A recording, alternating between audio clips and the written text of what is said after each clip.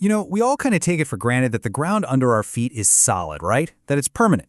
But what if it isn't? What if I told you an entire continent was literally tearing itself apart right now, as we speak? Well, that's not science fiction. It's really happening in Africa. And today we're going to look at how, why, and what it means to be watching the birth of a brand new ocean. Just try to imagine this for a second. It's 2005. You're in the Afar region of Ethiopia, and the ground just cracks open. In less than 2 weeks, a 60-kilometer-long gash rips across the desert floor. We're talking fissures big enough to swallow roads whole. For the scientists who flocked there, it was this incredible "I told you so" moment. But for the people living there, it was a terrifying first-hand reminder that the very land they call home is alive and really, really unstable. So that begs the question, right? What in the world has enough power to do something like that? This isn't just some crack in the dirt. No, this is a symptom of a massive engine working deep inside the Earth, a force that is literally unzipping Africa from the inside out. Okay, to really get what's going on, we need to zoom out. That giant crack from 2005, it's just one tiny piece of a much bigger puzzle. It's part of a huge geological scar that runs for thousands of kilometers right down the eastern side of Africa. This whole thing is called the East African Rift System, and it is the exact spot where a continent is starting its slow but absolutely inevitable breakup.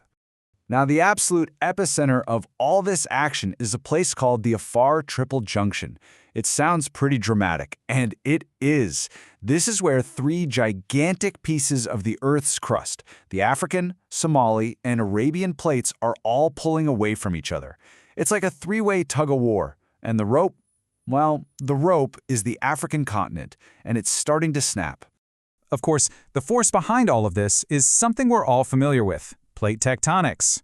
It's that basic idea that the Earth's surface isn't one solid piece, but it's more like a jigsaw puzzle made of these massive plates that are always on the move, sliding around, crashing into each other, and, in this case, pulling apart. But why is it happening right here? Well, the African continent isn't some perfect, pristine slab. It's actually covered in old geological wounds, ancient fractures from long ago. There's a great analogy for this. Think of a wooden table that's already got a bunch of scratches and scores in it. If you start pulling on it, where's it going to break?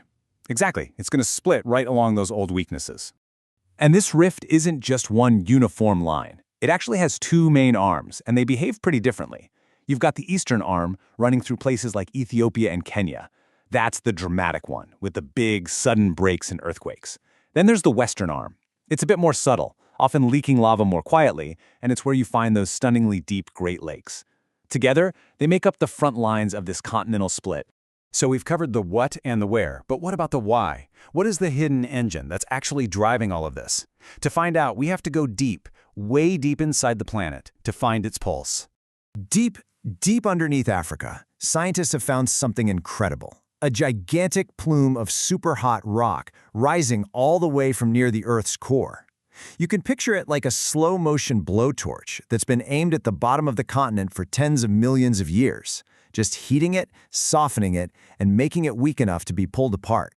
But here's where it gets really fascinating. This blowtorch doesn't have a steady flame. It pulses. Think about a kinked garden hose. The pressure builds, and then whoosh, it all comes out in a powerful surge. That's what this mantle plume is doing. It sends these massive bursts of heat and magma up towards the surface. The crust above bulges and stretches until it just can't take it anymore, and it snaps, ripping open in those dramatic events, just like the one in 2005. Okay, I know what you're thinking. A giant, pulsing plume of magma sounds pretty wild. How on earth do scientists actually know this is happening miles and miles beneath our feet? Well, they've become planetary detectives, piecing together all these little fingerprints left behind by this hidden force. They've got this incredible toolkit. They use something called seismic tomography. It's basically an ultrasound for the planet that lets them see the hot, soft rock of the plume. They can analyze the chemistry of the lava that erupts and find these things called isotopes that act like a return address, tracing the magma all the way back to the Earth's core. They even have super precise GPS stations that can literally measure the land stretching apart in real time. It's amazing stuff. So with all that incredible data, they can actually measure the speed of this continental breakup. And the grand total? It's 7 millimeters. 7 millimeters a year. I know, that sounds ridiculously slow. It's about the same speed that your fingernails grow. But here's the thing. In geological time, that's lightning fast. It's the exact pace you need to rip a continent in two and build an entire ocean from scratch. All right, so let's hit the fast-forward button. If this keeps up, where is all this heading? What's the end game for the East African Rift? Well, we're literally watching, in super slow motion, the birth of a brand new ocean. As the land keeps stretching and sinking, it's eventually going to drop below sea level. Scientists figure that in about 50,000 years, water from the Red Sea will start to spill in.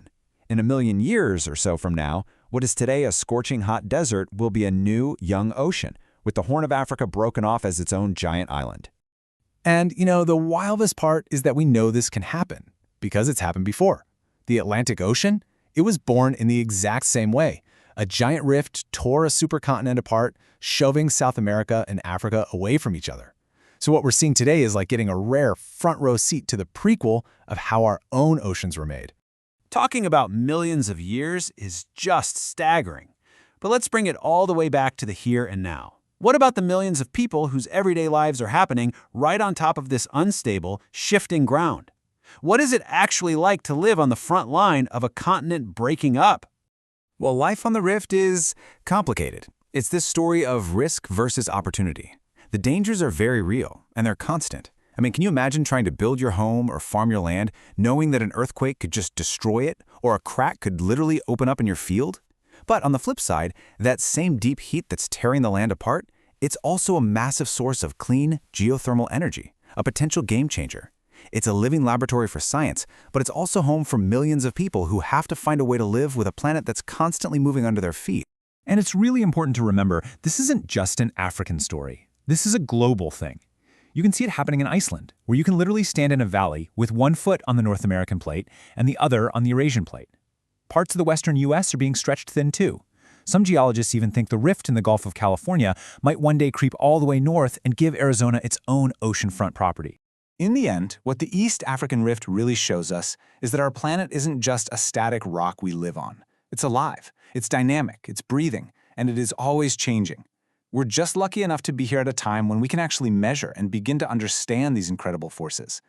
And even though none of us will ever see that new African Ocean, just knowing that it's on its way, well, it gives you a pretty profound sense of perspective. We really are witnesses to Earth in motion.